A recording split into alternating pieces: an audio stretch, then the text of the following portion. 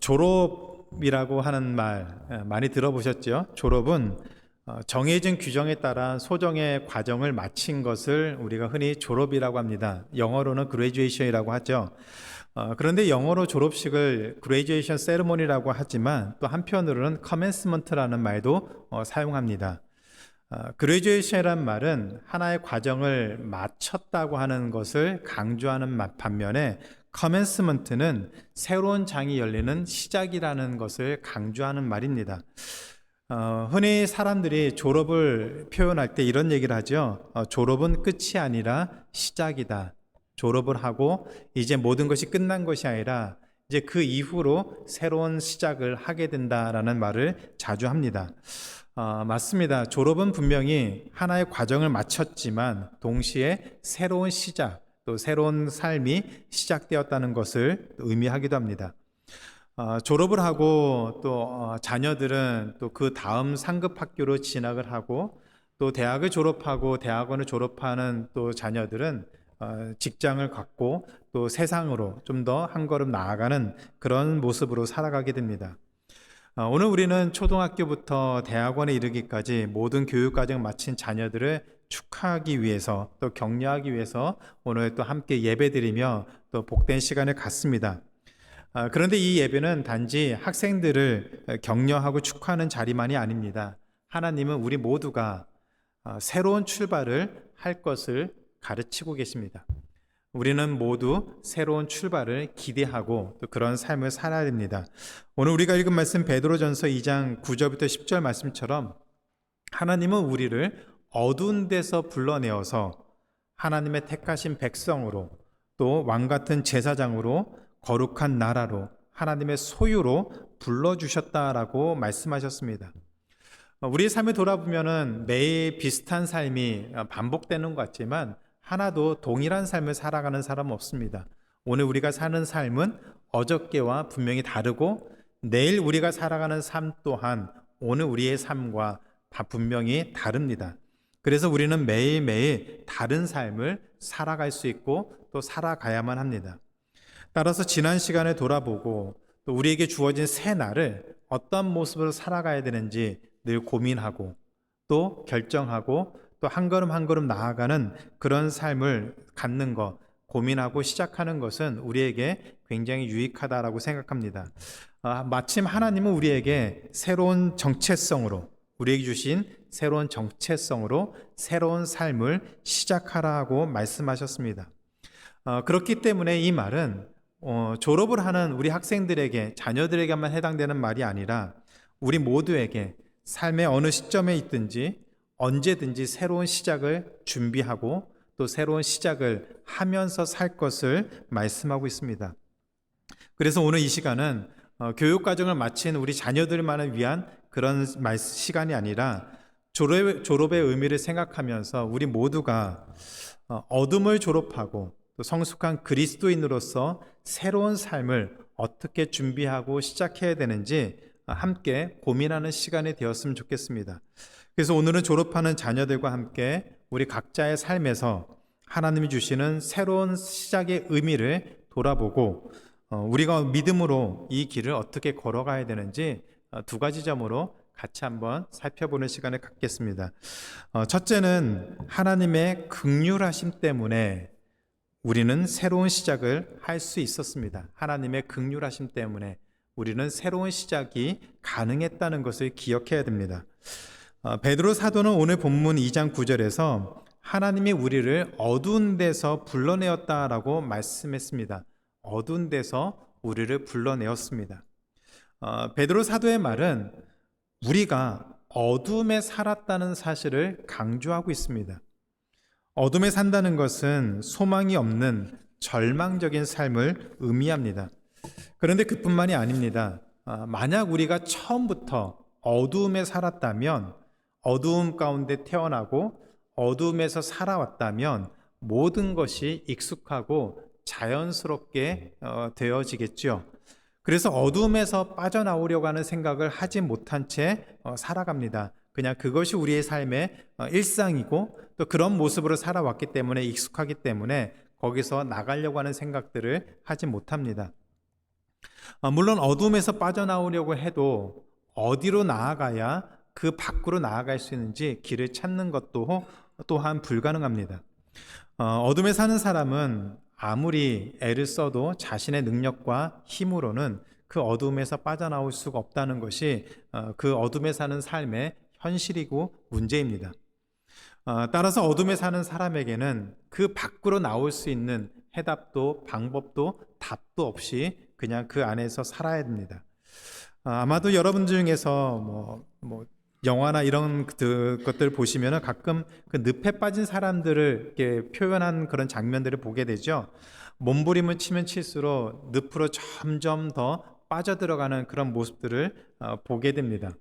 근데 어둠에 사는 사람의 삶이 그런 모습과 같다라고 생각이 듭니다. 어둠에 사는 사람은 어둠에서 빠져나오려고 발버둥을 치고 발버둥을 쳐도 거기에서 나올 수 있는 해답도 없고 그 안에 계속 갇히고 그 안에 머물 수밖에 없습니다.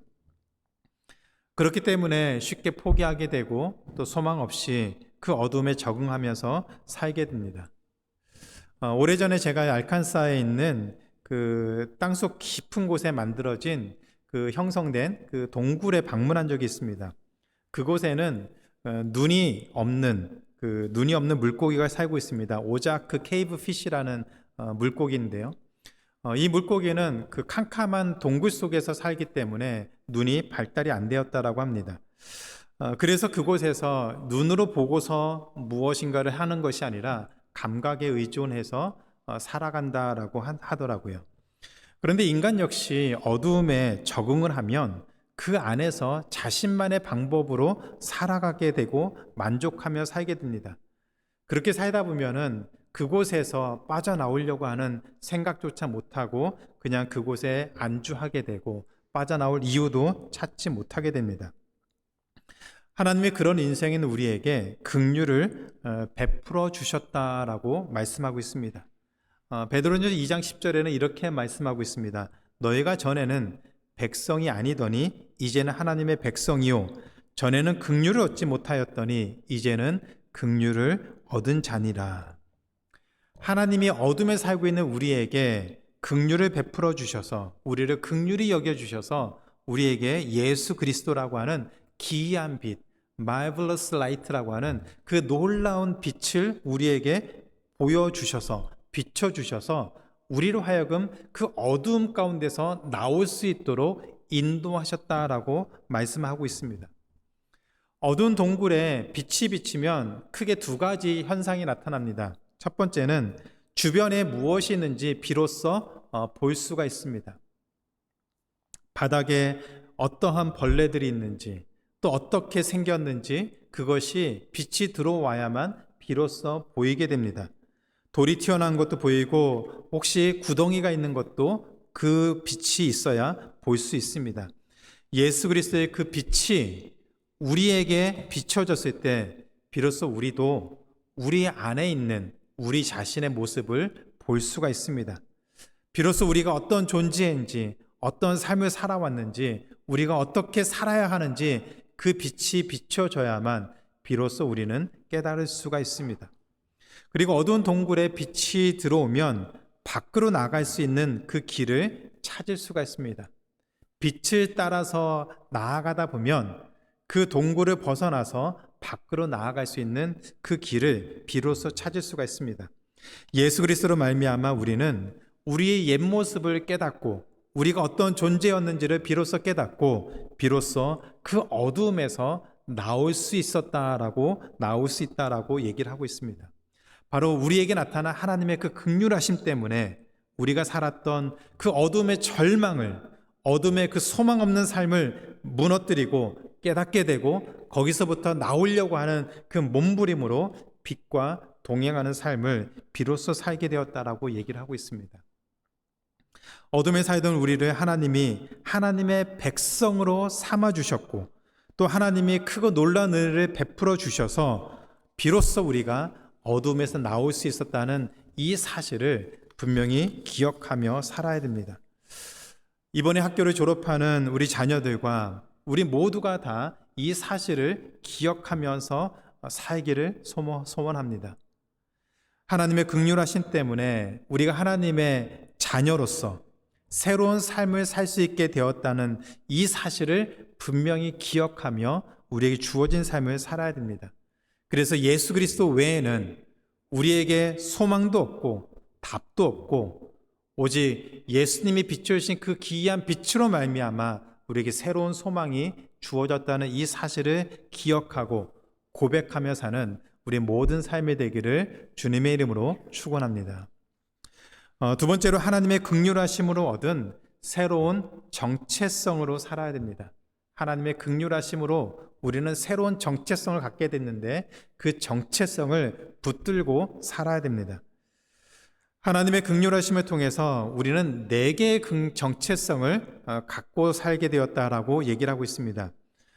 사도 베드로는 우리는 택하신 족속이고 왕같은 제사장들이고 거룩한 나라고 그의 소유된 백성이 되었다라고 얘기를 하고 있습니다. 이것이 바로 하나님의 긍휼하심을 통해서 우리가 얻은 정체성입니다.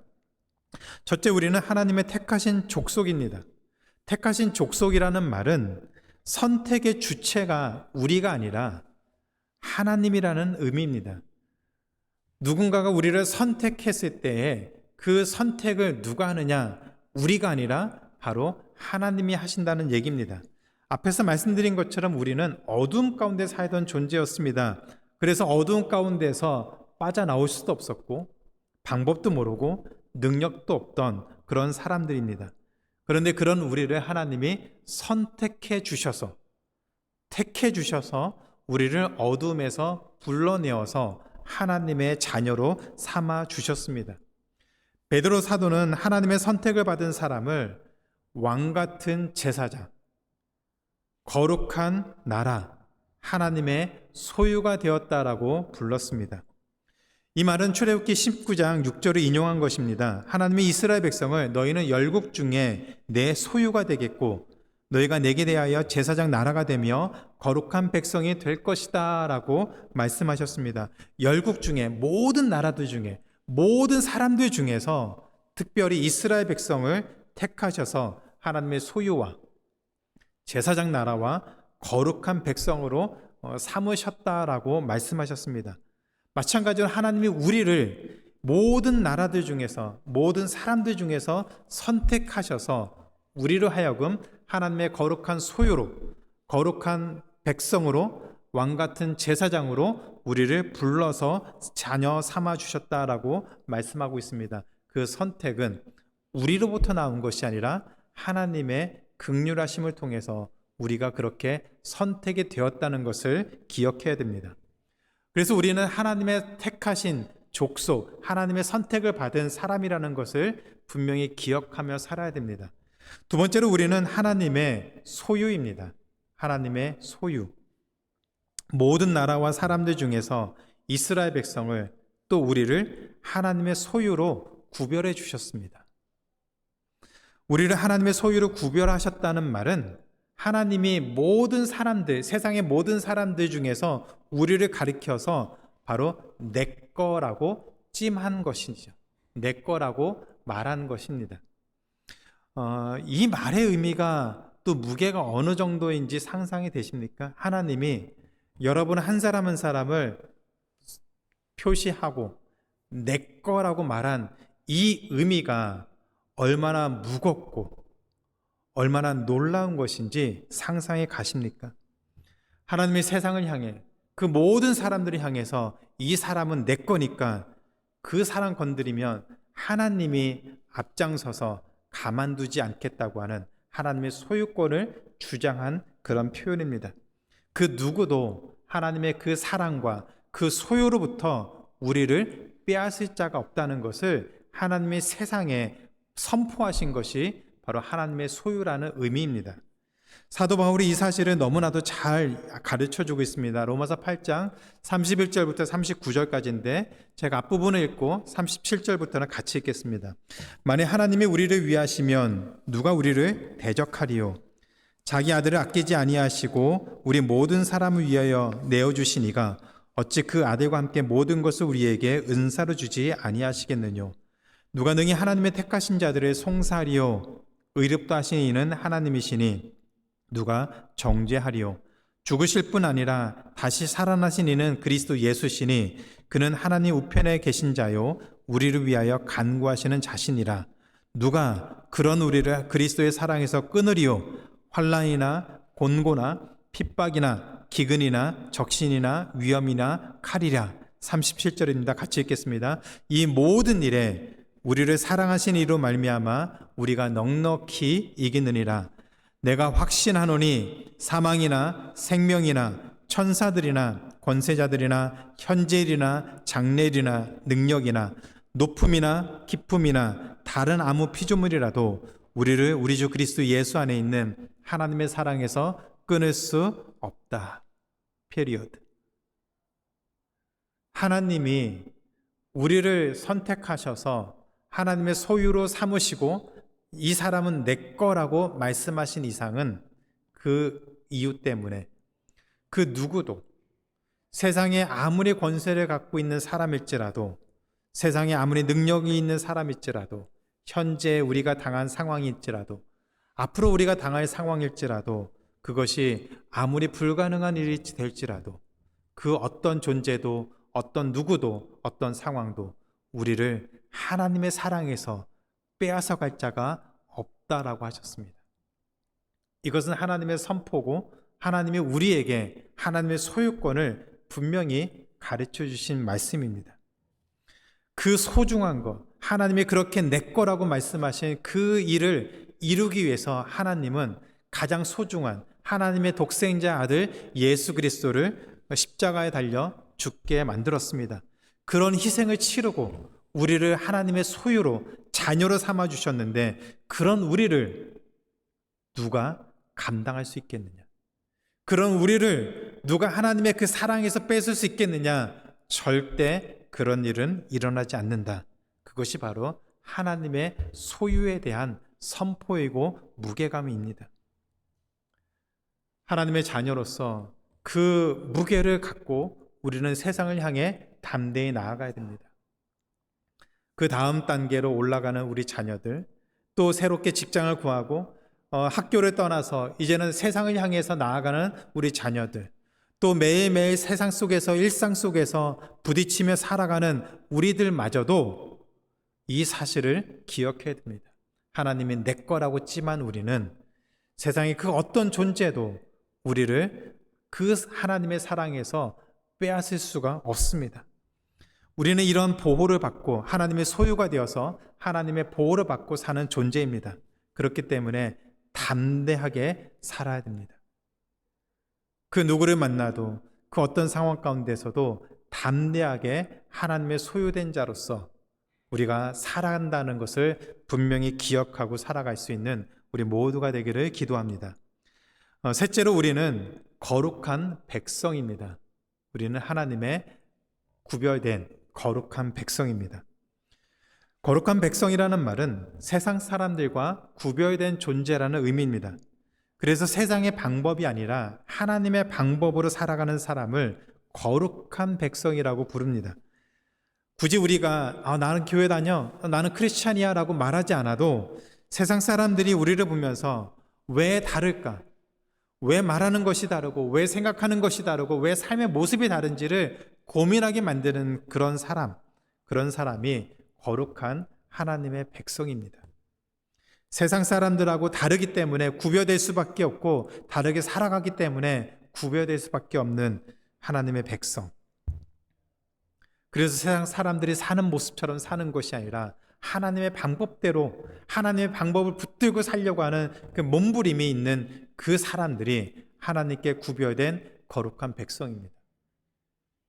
다음 단계로 진학하는 우리 자녀들도 그 단계에서 하나님의 방법을 붙들고 공부하고 삶을 준비해야 되고 이미 세상에서 일하면서 많은 사람들과 부딪히며 살아가는 우리 또한 하나님께 구별된 자녀라는 생각을 분명히 붙들고 구별된 모습으로 하나님의 방법으로 세상을 살아야 됩니다. 남의 것을 빼앗고 짓밟고 뭔가 더 해야 성공한다는 것이 아니라 하나님께 기도하며 은혜를 구하며 수고하며 몸부림치며 살아갈 때 하나님이 주시는 그 은혜를 충분히 누리고 하나님의 소유로 살아갈 수 있는 거룩한 자녀가 되는 것, 그것이 바로 거룩한 백성으로 사는 모습입니다. 기억하시기 바랍니다. 우리는 하나님께 속한 거룩한 백성입니다. 그에 걸맞는 삶을 사는 것, 그것이 거룩한 백성으로, 구별된 백성으로 이 땅에 사는 것임을 기억하시고, 어느 곳에 있든지 세상에 속한 방법으로 살지 말고 하나님께 속한 방법으로 사는 우리 모두의 삶이 되기를 기도합니다. 네 번째로 우리는 왕 같은 제사장입니다. 우리는 왕 같은 제사장입니다. 구약 성경에서 제사장의 역할은 백성들이 자신의 죄를 용서받기 위해서 제사를 드리기를 소원하면 그 제물을 가지고 하나님께 제사를 드리고 하나님께 그들의 죄를 사함 받기를 중재하는 그런 역할을 제사장이 했습니다. 따라서 이스라엘 백성들은 하나님이 이 제사장을 통해서 죄사함을 주시는 것을 선포를 받고 선포를 듣고 또 일상으로 나아가는 그런 삶을 살아야 됐습니다. 그렇기 때문에 하나님과 백성 사이에 중재자의 역할이라고 하는 매우 중요한 역할을 감당하는 사람들이 바로 제사장이었습니다. 그런데 예수님이 죽으심으로 말미암아 이제 우리는 더 이상 제사장에게 나아가 제사를 드릴 이유가 없어졌습니다. 우리는 하나님께 직접 기도하고 우리 죄를 구하고 용서를 구하면 하나님 우리 모든 죄를 다 사해 주신다라고 말씀하셨습니다. 그런데 하나님은 우리를 왕 같은 제사장으로 다시 부르셨습니다. 그렇게 삼으셨습니다. 그리고 우리에게 제사장의 직분을 다시 주셨습니다. 그것이 무슨 의미일까요? 우리가 제사장이 되어서 하나님을 믿지 않는 사람들에게 나아가 그들을 하나님께로 인도하는 삶을 살라고 하는 의미입니다. 예수 그리스도를 알지 못하고 믿지 못한 사람들, 그래서 아직까지 어둠 속에 있는 사람들을 위해서, 그들을 위해서 하나님께 나아가 그들의 죄를 중보해주고 그들에게 하나님의 복음을 전하는 그 일을 감당하도록 우리를 부르셨습니다. 어둠에 살고 있는 사람들은 빛 대신 하나님께 나아갈 수가 없습니다. 그런데 우리는 이미 그 빛을 받았고 그 빛을 붙들고 살아가고 있습니다. 그래서 우리에게 임한 이 빛을 어둠에 살고 있는 사람들에게 전하고 드러내면서 사는 것, 그래서 그들을 어둠으로부터 하나님께로 인도하는 것, 그것이 바로 왕 같은 제사장인 우리의 역할입니다. 하나님은 그런 삶을 살도록 우리를 왕 같은 제사장으로 구별해서 불러주셨습니다. 그렇기 때문에 새로운 장으로 나아가는 우리 모두가 다 세상에서 우리에게 비춰진 그 빛을 세상에 살고 있는 어둠 가운데 살고 있는 사람들에게 비춰주고 전해주고 살아야 됩니다. 어둠에서 나온 우리가 하나님이 우리에게 주신 그 새로운 정체성, 하나님의 선택을 받은 백성이고 하나님의 소유고 하나님의 거룩한 제사장이고 그리고 왕 같은 제사장이고 거룩한 백성으로 살 때 하나님은 우리를 통해서 세상의 어두운 가운데 살고 있는 그 수많은 사람들에게 기이한 빛이 전해지도록 만드셨습니다. 그래서 우리는 하나님의 그 놀라운 긍휼하심과 사랑을 전하는 그런 통로로 사는 것, 그 삶을 위해서 하나님이 우리를 불러주셨다는 것을 기억해야 됩니다. 새로운 시작을 앞두고 있는 우리 자녀들, 그리고 우리 모두가 다 우리 앞으로 펼쳐진 그 모든 삶을 한번 이런 삶으로 기대해 보면 어떻겠습니까? 하나님의 그 아름다우심을, 하나님의 그 긍휼하심을, 하나님의 사랑하심을 우리의 삶을 통해서 전하고 소개하고 그 세상으로 하여금 하나님의 그 기이한 빛을 볼 수 있도록 만드는 그런 삶을 살아야 되지 않겠습니까? 하나님 그런 삶을 위해서 우리를 먼저 불러주셨습니다. 그리고 우리를 통해서 우리에게 임한 그 빛이, 하나님의 그 아름다우심이, 하나님의 긍휼하심을 세상에 전하는 그런 역할을 감당하도록 우리를 불러주셨습니다. 이런 삶을 기대하고 한 걸음 한 걸음 또 그 다음 스텝을 준비하는 우리 모두가 된다면 그 삶을 통해서 하나님은 영광을 받으실 줄로 믿습니다. 그 거룩한 부르심 앞에 우리가 서 있다는 것을 기억하시기 바랍니다. 우리가 어떤 상황이 있든지 또 새로운 어떤 삶을 만나든지 그 삶 속에서 하나님 우리를 불러주셔서 그 거룩함을, 하나님의 그 긍휼하심을, 그 기이한 빛을 전하는 삶을 살도록 하셨다는 것을 기억하고 주어진 삶 속에서 한 걸음 한 걸음 나아가는 우리 모든 삶이 되기를 주님의 이름으로 축원하고 기도합니다. 이제 말씀을 마치겠습니다. 예전에도 한번 말씀드린 적이 있는 것 같은데 제가 좋아하는 광고 문구가 있습니다. 1981년에 나온 광고인데요. 멘트가 이렇게 나옵니다. 순간의 선택이 10년을 좌우합니다. 1981년에 금성 TV 광고 문구입니다. 순간의 선택이 10년을 좌우합니다. 당시 이 광고가 한국 방송 광고 대상을 받았고 그 당시에 금성 TV가 신혼품, 제일 좋아하는 신혼 혼수품이었습니다. 그만큼 광고는 굉장히 중요합니다. 그런데 하나님은 하나님의 그 긍휼하심, 그 귀한 빛을 전하도록 하기 위해서 우리를 광고로 선택하셨습니다. 우리는 하나님의 광고판입니다. 하나님의 광고입니다.